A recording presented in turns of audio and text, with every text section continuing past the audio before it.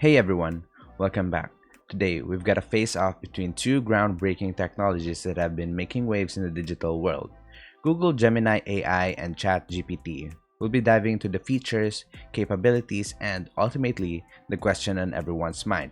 Which one is better? Let's get started. First up, Google Gemini AI. Developed by tech giant Google, Gemini AI is an artificial intelligence system designed to enhance search engine capabilities and provide more personalized results for users.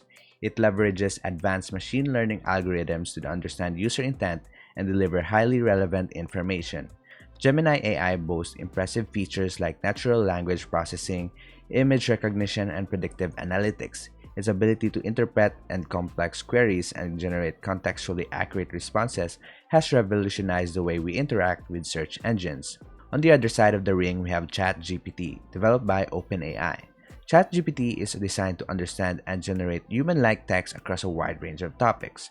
ChatGPT shines in its conversational abilities. It can engage in meaningful and coherent discussions, making it an excellent tool for a variety of applications, from content creation to virtual assistants. Now, let's compare these two powerhouses. While Google Gemini AI focuses on improving search experience, ChatGPT is all about natural language understanding and generation.